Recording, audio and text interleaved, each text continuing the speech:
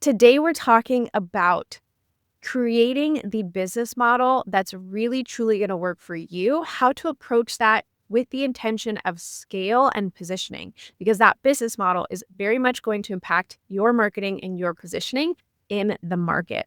Alongside that, this past week, we definitely saw some devastating things happening within the nation and how that has impacted our social conversations and how you can either take part in these conversations from a brand perspective or decide where you fall when it comes to creating content related to difficult topics. I'm Michelle Polanyi Houston, founder and visionary of To Be Honest Beverage Company. It's a non-alcoholic functional spirit brand, as well as marketing consultant to businesses and brands who want to simplify their approach to their offer, positioning, and marketing messaging. And I'm Joanna Newton, co-founder of Millennial Marketer, an agency that helps creators build their own digital products online.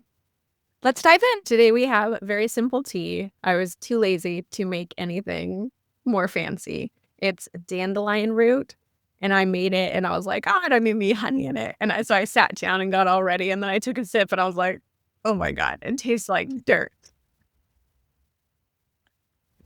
So it doesn't have a little bit of honey in it now. But Good. Man, I'm glad I didn't taste it when we got on the show and started recording. I'm glad I tasted it.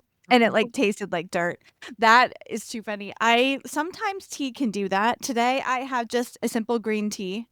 I had Michelle and I were chatting before we started filming today, and I told her, like, yesterday I managed to book myself 7 hours of calls in one day. And so at the end of the day, I hated my life, was totally overstimulated, was ready to quit everything, give up everything except this podcast. By the way, just so you know, Michelle, when I was like, I'm going to quit everything, I was like, but I still have to do the podcast. But I feel better. Good. Yeah. The podcast wasn't going away. But when I get like overstimulated in general, I feel like caffeine just like affects me more. So I just went with like a simple green tea for this afternoon for filming, because I still kind of feel like I'm recovering from my 7 hours of Zoom calls. That's a lot. I mean, as a solopreneur business owner, obviously there are demands. If you are the type of person who takes discovery calls for your business, it's critical that you have those calls booked out. Or if you work with clients like you do as an agency model, you're going to have follow-up calls, check on things, launches or planning, like reviews and everything else. And for some people, it does work to just time block and say, hey, I'm going to knock all this out. And I know, Joanna, you and I have chatted about like scheduling throughout the week, Monday through Friday. How am I breaking out my days? But there are certain things that can be really overwhelming, and you have to consider and think about like your personal energy and state of well-being. And you're taking on a lot when you're having those conversations, right? You have a client who is maybe looking for a change with something, demanding something of you, or even just moving something forward, or they're just discovery call where now they're asking questions and they're maybe in a state of turmoil because they don't know what to do, or they're coming to you because something else went improperly with another agency. And so they're carrying that. And you take on a lot of those things. And so it's important for you to be able to take time to rest, whether that's in between or maybe not taking on so much that day. Sometimes you don't know until you know, right? Like, wasn't supposed to be that way, but all of these calls got booked. And so as you're working through, your daily schedule, not Joanna, but you as you're listening, as you're working through your daily schedule, it's important to give yourself the time and space, acknowledge and recognize that these things are going to impact you emotionally, psychologically, and that you can take some time. Joanna was telling me that she had this sense of like, oh, I want to quit it all, which I totally understand. A lot of times I get that feeling of like, hey, let's burn it all to the ground and just start scratch or not deal with any of it. But that's not usually the case. So take a walk, get outside, give yourself some time to kind of recoup and recover, and know that you can come back to it with a different approach. And now let's do something different in the future. Yeah, and it's hard to strike that balance. Like, I have protections on my calendar for not booking so many meetings and things like that. But then you also have clients that have deadlines and things that have to get done. And if you don't do them, if you say, no, I can't meet with you till next week, that delays everything. And it can be hard to say no. It's funny we're talking about this because I had my day Monday, and then on Tuesdays, I don't have that many calls because we film the podcast and do all of that. And then my Wednesday wasn't that busy. And I was like, that's good. I just won't book anything else. Well, I booked 2 calls for tomorrow Ugh. because oops, because I got a brand new client that wanted to get started right away, and then I have another client that wants a funnel and they want it kind of built right away, and I'm the starting point of like the funnel strategy. So if I delay my call, that delays the build and all of that. So I'm trying not to delay things, but I won't book anything else. I promise you. No, I will not book anything else. I think I blocked all the remaining time so no one can book something on my Calendly, but it is really hard as a business owner because you want, for me, I do sales, so I, need to be taking discovery calls. I do client work, so I need to take client calls. I have a team, so I need to meet with my team, meet with my business partner, and do all of that. It is challenging to fit it all in. And that's why, I'm always kind of reevaluating like what can I delegate, what can I pass on, what do I actually not really need to do. But what tends to happen is we like have growth and my schedule gets crazy and then I figure out how to deal with it and I readjust, but I'm kind of always doing this readjustment. Yeah, I think this is actually a really important conversation overall for our listeners. So, on this podcast, we typically talk about updates, weekly branding, marketing, content creation, right? That converts and how to actually manage your positioning and your online presence predominantly. But the underlying conversation here is business model. What type of business model do you want? And I actually just went through this training. So I started doing some consulting for a local nonprofit. So they are women's business center. They do help male and female, but business owners, clients, people can come to them and get free resources, free support in building a business from ideation to development and launch. And so I actually started onboarding with them and I did this whole fast track through the Kauffman training program to learn the process that they approach with in terms of steps and, presentations and everything else that I need to know for being a consultant. And part of that conversation is even just deciding the vision for your business and what that looks like. And I think people dive headfirst into what it is that they're doing. And that's not a bad thing because a lot of people, figure it out as they go. But I feel like it's important for people to step back and consider what is the path that I want to take? What is the life that I want to lead? And how do I format my business to fit that? Am I okay with seasons? Because Joanna, what you're going through now is a season, right? It won't always be like this in business. But when you're an agency model, you have so much one-to-one contact because you're delivering a very clear service that calls for that type of touch point, right? And so if you're reflecting on and thinking through the type of business that you want to establish, whether you are an expert, authority, coach in the space, you've got to decide what type of model you want to move forward with. And there are all different kinds. And we've talked about them before in terms of membership, one-to-one, small group, digital products, brand deals and partnerships, affiliate. Like there's a lot of different directions you can go when it comes to establishing your business and creating and generating income in your business.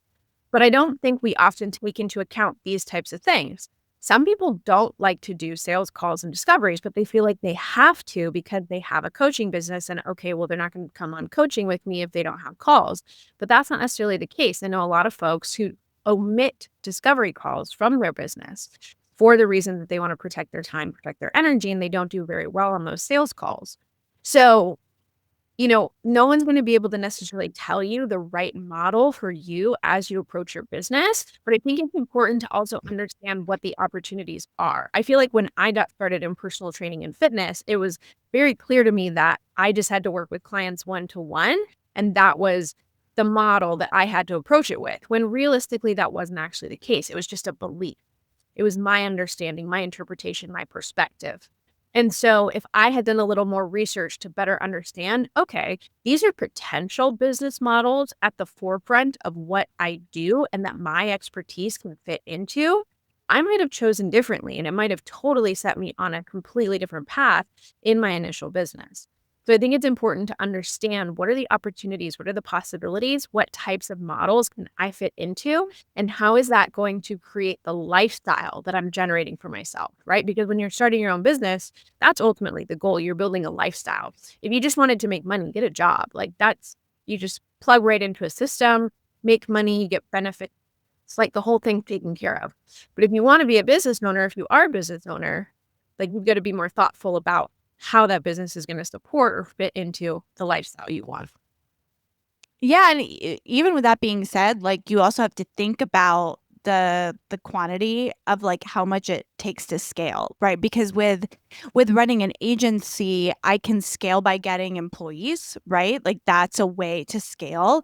But I'm always gonna be a little bit limited by time, whether that's my time or my team's time, because scaling with one-to-one work, it's either more time on my side or I'm paying more for team members. So it's not like every extra dollar you bring in, you're necessarily bringing in more money, because that dollar you bring in is someone's time. And when your whole model is time for money, that's difficult to scale. So I think that's like a phase that I'm in right now. It's like we're sort of at max capacity for this, time for money output.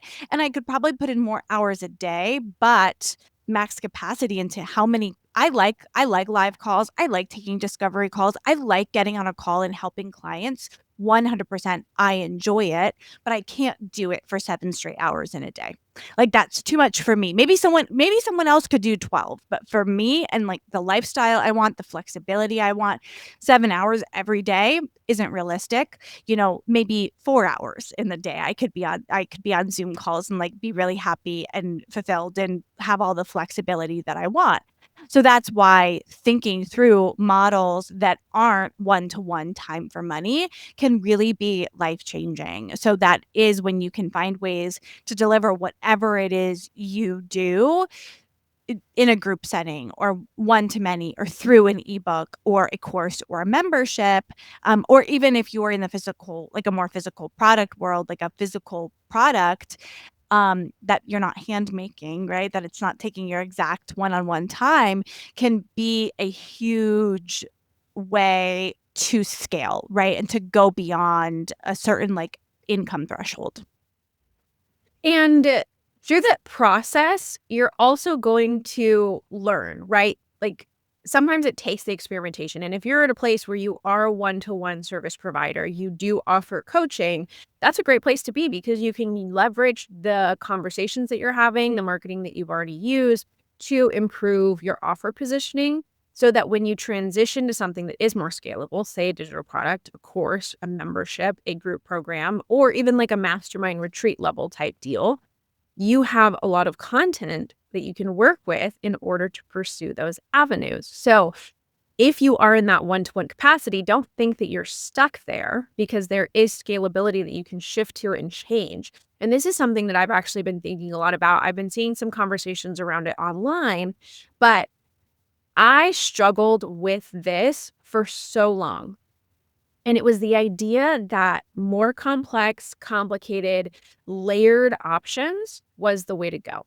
So I felt like in my fitness and health coaching business that if I just had another lead magnet, if I just had another workshop, if I just had a different course, if I just had, and just like add on, add on, add on. So if you had looked at the point where I was in my business, it was like this whole host of scattered concepts that were loosely related to each other, right? Like self-care, bar, yoga, healthy habit formation. But those are almost all individual, unique businesses, at least in the digital space, especially when you're getting started and you don't have that huge of an audience. If you're someone like a wellness collective or, oh my gosh, I'm blanking on some of the names, but like the Calm app Mhm. or the Daily Own platform, or, when you're actually positioned in a way to present different wellness, health, like alternatives. But if you're a solopreneur and you're just presenting your things, it's typically best to at least start with that niche topic and have one core offer, one core lead magnet, one core messaging like component that you're launching into the digital space and creating your brand and presence around. What I was trying to do is offer way too much, and I was constantly speaking to a different person in a different way. And so everything that I'm trying to do now is geared towards one, one, one, one. What is the one offer? What is the one person? What is the one problem and solution? And just do that and do it over and over and over again. And I know it's really hard because as someone who wants to have different ideas and talk about different things and is multi-passionate and really cares about all of these different opportunities in the world and has all these different interests, you want to consistently do something different and talk about something different and offer something different because you feel like, one, you want to keep your interest, and two, hey, I'm going to serve this person and I can serve them in all these multidimensional ways. But it's really just confusing your prospective clients. It's confusing your audience. And so that's something that I'm going to be working really hard on in my messaging and my new brand positioning is simplification, clarity, and kind of singular focus as opposed to trying to think through, okay, what's my entire ascension model? And I have to have all of these different offshoots. And like we've talked about, Joanna, is the complexity of systems. And I'm going to take this person from step A to step B to step B2 and B3 and, all of these different directions when really it can be a lot more simplified, especially the way that social media and digital presences are governed today and how people interact with you. Yeah, and I think sometimes we just get really caught up in trying to do all of the things, and when something isn't working, we pivot almost too fast. But when you and there's danger, I think, in waiting too long to not pivot and, like, all of that, but when you think of some of, like, the favorite content creators you follow or people you've bought a course from or people that you've bought a book from or interested in, they probably have, like, one very singular message. They have a formula for their videos. They're saying the same thing as their CTA all of the time, right? And you might have heard it 18, 19 times before you've taken action and bought it. And so when you think back to the times you purchased something and you've make buying decisions, think about what drove you to do that. And it's likely very consistent messaging, and not flip-flopping and not trying to be everything to everyone.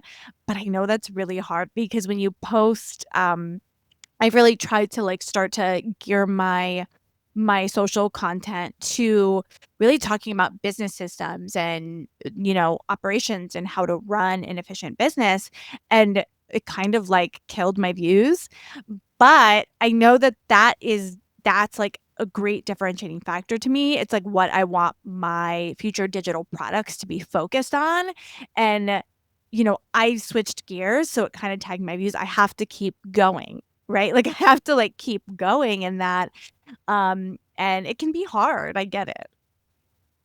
It can be really hard, and the focus can be hard, and I know we usually talk about, like, updates and things like that, which we'll talk a little bit more throughout the rest of the episode, but know that marketing principles are foundation.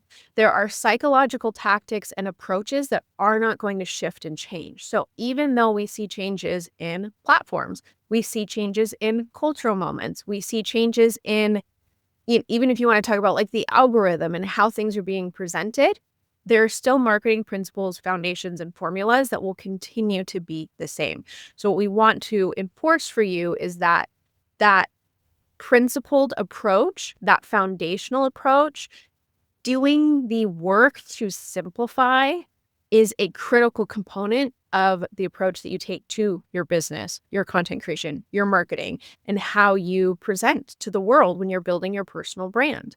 And, there are celebrities and people of a different level who you feel like, oh, well, they can talk about anything, but they're also not trying to typically sell a course, a product, coaching, or an offer. And there are a lot of people, we talk about this a lot, Joanna, is like there are a lot of people who can get traffic, but aren't selling anything. They're not making any money. So they may have a ton of views, they have a ton of traffic, they have eyeballs and they can get attention, but that's not converting to anything. So I'd rather have a lot less attention, unless obviously you're going the brand deal route and you're positioning that way. But I was just having this conversation with someone, actually. I was talking to a YouTuber who he has videography in his background. So YouTube is something that's like newer for him that he's working on. And he creates content. And recently, a couple of his videos have reached the like couple 100,000 views on Instagram. And so he's been approached by some different brands. And we were talking about different ways of leveraging his presence because he just got monetized on YouTube. But he's not leveraging affiliates. He doesn't have any products or programs himself.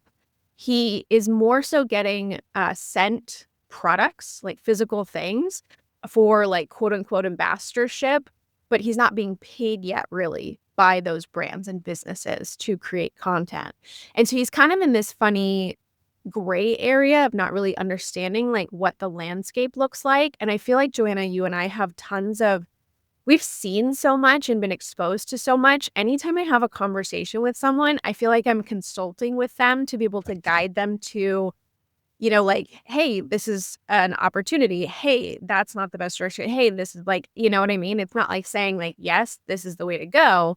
But it is kind of interesting to just realize there are people who can get a ton of traffic because he's created these great videos, but he has no idea about how to monetize it other than obviously ad platform kind of type of deal. But that just kind of comes along with the views. But you have to realize, like, you've got to be strategic about the traffic that you're getting and how you're driving them, because a content creator who's doing it for a brand is going to be very different than a coach who's doing it for themselves. And the type of content that these people are creating and the marketing, the way that they're approaching the presentation of things is very, very different. Goes back to business model. Like, you got to decide on your business model. You've got to decide on what it is that you're doing and be intentional about how you're presenting in the digital space so that you get what you want out of it, you know? Yeah. And we see this all the time, and I see this with the people that my clients and the people I talk to, is that I think a lot of people who have a like a coaching business or a course and all of that, they look at these content creators who are built around views for partnership deals, paid sponsored videos, monetizing views, and think that that's the content that they have to make. Yes. And we watch that and we say, okay, well, I have to have a studio and I have to have tons of graphics and music and all of these jump cuts and all of this B-roll and these like fully produced videos to sell. But a lot of times those people, they might even have a membership. They're not, like, selling out their membership because their content is what is making them the money versus what's behind the scenes. And a lot of the content that's making people money, I mean, I know someone who has a YouTube channel where it's just her filming on Zoom and PowerPoints, and she makes, $30,000-$40,000 a month in course sales. Right? And so I think just realizing that you should look to the business models that are most like yours to look at how you should be creating content and what you should be doing. Because you don't have to have a million followers across platform to really, really make money with your knowledge. You just need to connect, and what that looks like for you might look different. Yeah, and I feel like we get caught up in that. I mean, even with, the weekly things that we're seeing or the more popular cultural approaches or the trends or this or that, a lot of the people who are doing the trends, their content isn't at all related to anything that they're selling. So you see it. Yes, they have millions of views. Yes, they have tons of engagement, but where are they sending traffic? You have no idea who they are. You don't recognize their faces. You don't associate what they're doing with any type of level of authority, expertise, or specialty in any way. And I have definitely gotten caught up in this is looking at content and consuming content and thinking that's the type of content that I have to create in order to be successful. When realistically, it doesn't relate at all to the type of business that I want to build. And it's such a great reminder for myself. And as you're listening, to think through what is the business that I want to create? How do I want to position myself? Am I a coach? Am I a mentor? Am I a consultant? Am I a service provider? Am I a freelancer? Am I a content creator? Am I an influencer? what do I want to be and how do I want to be represented in my personal brand? Because you can have a personal brand for all of those things, but the approach is going to be very different. The type of content that you're creating is going to be very different. Your positioning and marketing is going to be different. And it's important not to get caught up in the trends and the virality notion. Does virality help you? Absolutely. Can you create content that goes viral that then drives tons of sales? Abso-freaking-lutely. We're not saying that at all. And being able to learn the skills of gaining attention, keeping attention is very important. But if you can gain and keep attention, you still have to convert. There's still a level of where are you directing that attention? What are you wanting them to do? For YouTubers, a lot of that is gaining the views and gaining the watch, but then encouraging them to be invested in your brand so that they look at the description. Ali Abdaal, I think, is a great example of this. He started from the medical space. His first digital product, I think, was around the preparing for an exam, right? For like medical Yeah. school or something like that. So that's where he started in creating digital products, but he just created content around those topics and those ideas. And then he had a link. Same thing with James Wedmore. He started and got to over $1 million with a $97 product on video production. And he just created YouTube videos. And then the link was in the description and driving that traffic. There are more like clear calls to action on each of the platforms, whether you're Instagram or TikTok and speaking directly to the person. But that conversion piece is critical in how, again, you're taking that attention and turning it into what you want. Are you directing them to an affiliate link? Are you working with the brand and getting paid to make the video and position the product in a really healthy way? Like what it is that you're trying to accomplish. And that's where you should be starting when you approach your marketing, when you approach the languaging and the messaging. Yeah, and having that clear call to action and that clear path, I think a lot of times, in the same way, it can be easy to try to make too much content that's going in different directions. But actually having one clear call to action that is consistent, that is clear, that is easy to go to, not having the 75 different links in your bio, not having you could do this or this or this or this. I was on a call today with a client mapping out their funnel structure, and part of what I'm doing is I'm helping them map out what they want to create with their funnel is simplifying, because they're like, well, I want to do this and I want to do this. And I'm like, okay, let's do it in this way, in this flow, and just like simplify that customer journey. So we get from point A to point B rather than give them 100 different options to choose from, because people will get confused and not know what to pick at all, which can be really hard. Psychologically, I mean, the data shows that after a certain amount of options, people just opt out because the decision-making process is too challenging. So knowing that you're the one who's curating that customer journey and telling them where to go, you're the expert, you're the coach, you're the guide, you're the one who's saying, hey, if this is you, which is the ideal client avatar, then this is what you need. If this is what you need, then this is how you're going to get there. And how you're going to get there is X. You don't just say, well, you could do this and you could do that. It's like if someone came to you for fitness and I was a personal trainer, I wouldn't be like, well, we could go, to do this option, or we could do these 6 exercises, or maybe we could do these other 20 things. But I also kind of learned a little bit in this category. No, I'd bring it all together and I'd say, this is our plan. And when they came into each session, I would have a curated approach to that process. I would never ask them like, well, maybe you want to try these other things.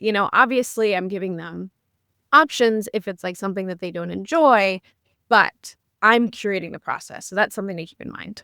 Yeah, one thing at a time, one step at a time, one call to action at a time, and just get people through that process.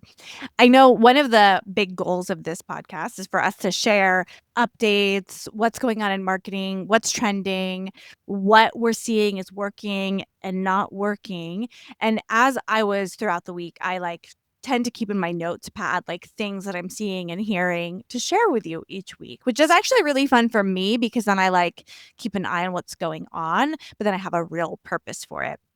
Now, this week was tough. And I was like, how do we even talk about this? Because the big national conversation is around the death of Charlie Kirk. Am I saying is that his name? Yeah, Charlie Yes. Kirk. I think that's Like, right. I'm blanking on his name. So, it's been a very national conversation, and there really online has not been talk about much else. I don't know what you've been seeing, Michelle, but really from individuals, actual friends and personal, acquaintances of mine talking about Charlie Kirk, to influencers, to news articles, to what's on the news. If for some reason you haven't heard, Charlie Kirk is a sort of right-wing political content creator, essentially. He talks about a lot of views and opinions that are on the right-wing side, and he was killed last week. And it has caused so much debate, so many things happening, and all of that. Something that I have chosen to not really talk about online because it's not really related to what I do. Whereas other topics we've talked about, Michelle, like when we have an American Eagle ad that sparks controversy, or a new movie or something like that, is very fitting for us to talk about in the branding world. This is a very serious issue and has sparked a lot of debate. And it's all the internet all the internet is talking about. And what I want to talk for us today is about what happens to you and your brand when there is a sort of widespread national conversation that has really nothing to do with your business, and you're posting online, you're doing your thing, but then there's this other thing kind of looming in the background, because that's something we've been facing a lot in this country over the past year. Is there's a lot going on, right? There's a lot going on. There's always things happening.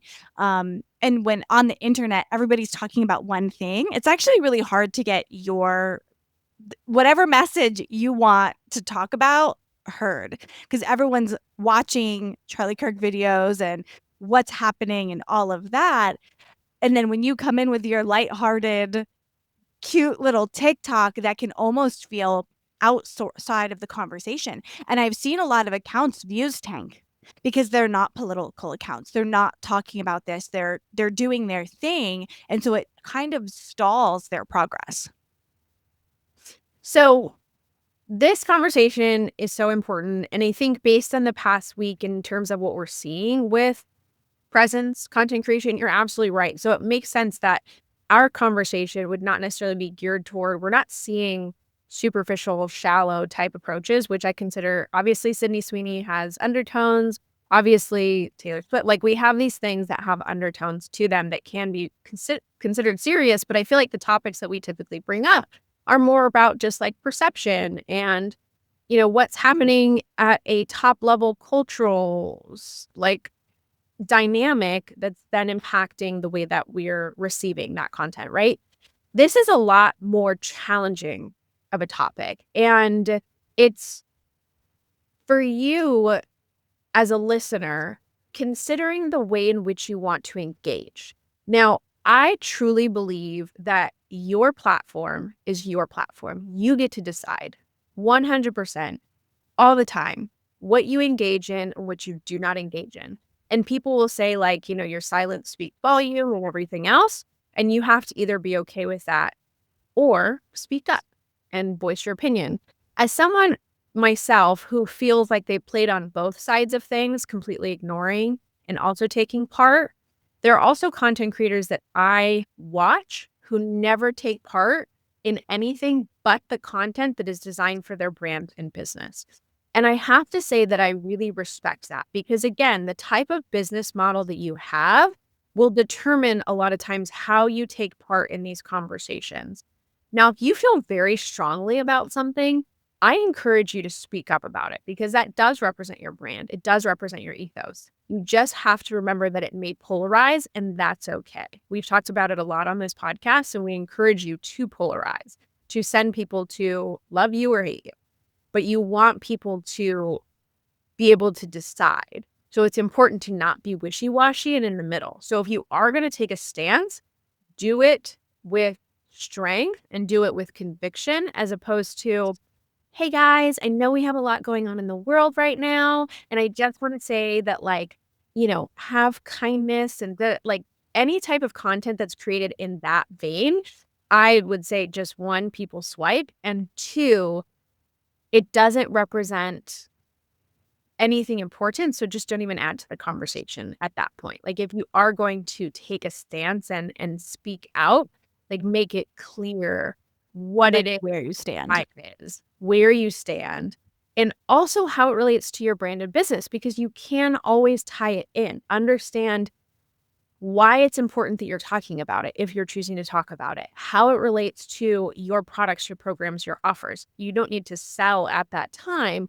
but loop it in and why it's important to you. Let's just say you work with women in mental health. And so this conversation is talking about Charlie Kirk and the types of content that he creates and how that's impacted people in the past. Now, you would obviously never advocate for anyone to be hurt or violence to break out, but you can talk about the conversation of the type of content that he creates and how that impacted women, people of color, and different races that you speak to directly, and how to best respond to this situation, which some people may be feeling grief about, but other people may be feeling relief about, which is also a challenging thing to discuss. And so, from a brand perspective, you get to ultimately have the say, whether you speak out or not. You get to decide, like, what position you take, but you have to be okay with it and speak with conviction, and know that it's also okay to not speak out on certain things. Don't feel pressured to do it just because everybody else is. Know that there are plenty of brands and businesses who are just going to keep going about their day talking about what they're talking about, because I also believe if I'm following someone for a specific reason, I don't need to look to them for political advice. I don't need to look to them for emotional support and help and guidance. I follow them because they give me YouTube tactics, right? So Yeah. I'm not looking for that type of content from them. So keep that in mind as well, is that it's okay to just extract yourself and not speak to anything, in which case I'd advise that you do that across the board, unless there is something that comes up that is like way out of left field that you're like, I have to talk about this. Just take a general positioning that I will continue with my business content. I will continue with the type of content that I create, and I'm okay with that. Yeah, and it's tough when these things I think when these sort of like, this is likely a moment that will end up being in history books, right? Like, it's uh, the Sydney Sweeney ad is not gonna be in history books. This is gonna likely be a In historical marketing moment. classes, In marketing marketing, 101. yes. Marketing classes, yes. History books, I don't think so, Never right? mind.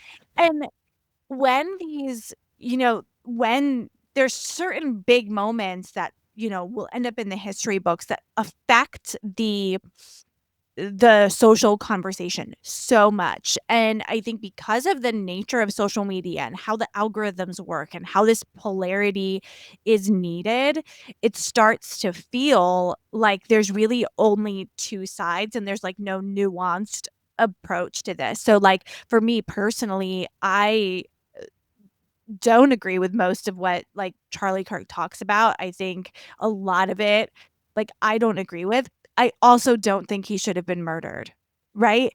And then there becomes this I we slowly get into these two sides because of, like, social media bandwagon effect and people talking to each other that you either have to say, "I love him. I thought he was a great man. Rest in peace," or "Good thing he was murdered." And like that's wild to me because I can think I don't agree with his ideals and he shouldn't have been murdered, right? Like I can think that, but I feel like we get into this side or the other side. And then when the conversation so that's kind of like one side of it is that social media just like creates this conversation. The other thing that happens is sometimes your business and what you're doing can be really affected by what's happening in the national conversation. If I had a client who actually had a launch on Sunday, and I kind of realized after the fact, we didn't get all the as many, like, people excited and enrolled in it as possible, and I realized, "Oh, yeah, all weekend, everyone was talking about this." So it, like, lowered all of his followers' probably interest in what he was doing because of that, right? Because what's happening in the national conversation can affect what you have when it's this level, right? Like, when it's a school shooting, when it's the start of a war, when it's someone getting killed, when it's something major like that, it does affect, and obviously those things kind of are more important, right? Like, so I'm not saying, like, this horrible thing happened, you should be so sad it affected your business, but it does. And I think that's something as a business owner, you have to be aware of that, like, what's happening in the national conversation does affect your sales. It affects your ability to get attention, get leads. If you're doing one-to-one sales and people are really preoccupied with a particular thing, they're not going to move through the sales process as fast. And I think it's just something to be aware of in your world and in your business, that what's happening in the national conversation. We talk a lot about how you can kinda use the national conversation to, like, bring your business forward, right? If everyone's talking about something and you talk about it, you can bring forward, but I think there are some things that happen that can actually kind of pause things or slow things down, and that's okay. And as a business owner, you just have to navigate those things. When we were marketing, paid ads in kind of the initial stages for my physical product brand, to be honest, we were focusing on predominantly the state of California because 'cause we're based here in California, and so just from a shipping perspective, from an access perspective, it just kinda made sense for a starting place for us.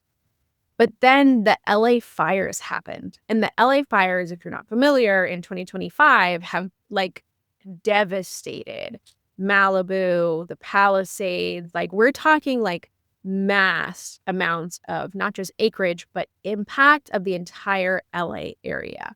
And over the course of probably even at least 2 weeks, there was no way that our marketing to the LA area would be successful because everyone is fixated and focused on the fires that were happening and the impact on the community.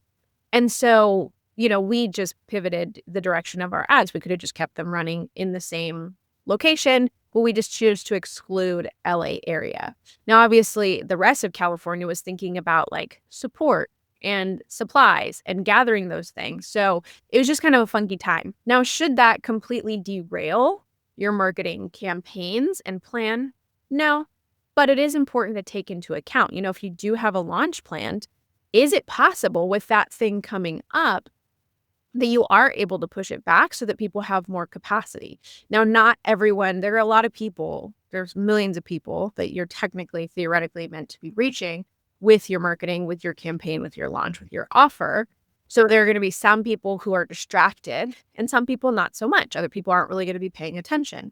So it's not to say that you should limit yourself based on the time of year, the season, national things happening, like all of that.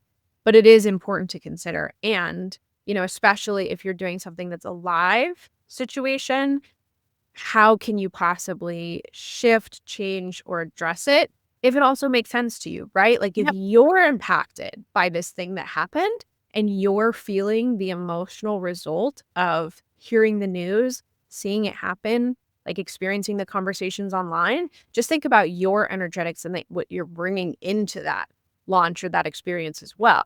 So if you have to move it, it's not the end of the world. You can always shift, you can always adjust and change it to meet your needs and hopefully the needs of your audience as well, so that they can be fully invested in what you're doing.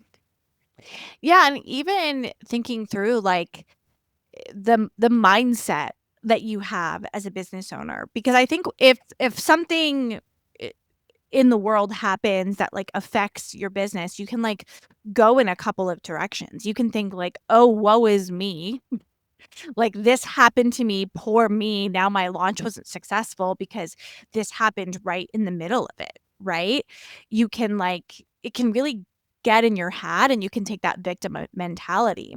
You can also, if you're like, unaware and you don't think of these factors, and like maybe you were posting all of that week and your engagement just went down, you could think, oh, I'm going to give up because my engagement is down. No one's listening. No one's paying attention. So I'm quitting, right? And have this, adverse reaction. I think it's really important to, when you do a launch, when you do a campaign, when you're just posting on social media regularly, is to evaluate like what you're doing and actually look at, if your views are down, you know, look to what you're doing, of course. Like, what could you be doing? Have you changed something with your thumbnails or your content or your hooks or whatever that is?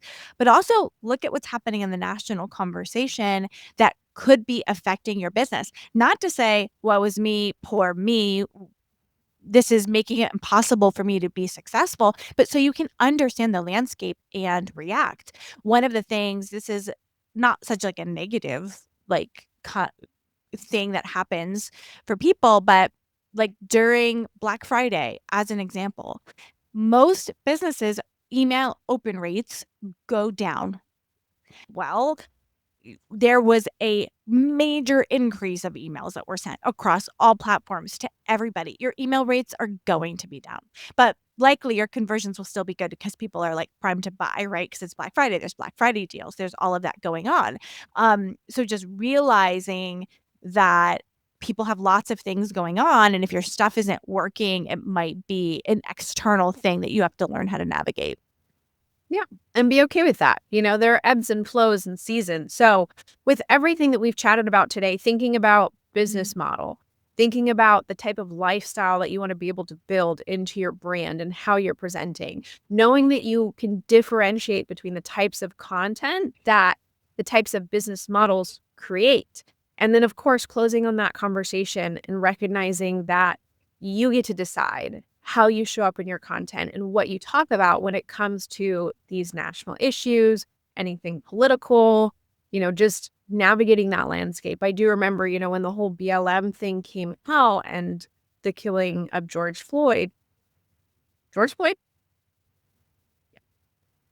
Um, really impacted this nation and the world at large.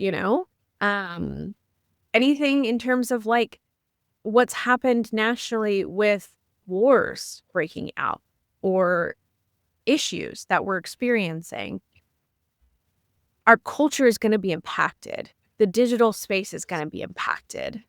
Knowing that you can be cognizant of that, you can be aware of it, you can either choose to speak directly to it or not. But just understanding how your brand, how your ethos fits into that is, I think, such an important part of the conversation. So if you enjoyed this conversation today, please hit subscribe for the Click Tease podcast. We talk about these important topics every single week. We give you marketing updates, ideas on how to reposition your personal brand, and how you can really create content that converts for what it is that you're trying to accomplish. And if you thought this was valuable, please share it with a friend. We'd really appreciate it. And we look forward to seeing you next time.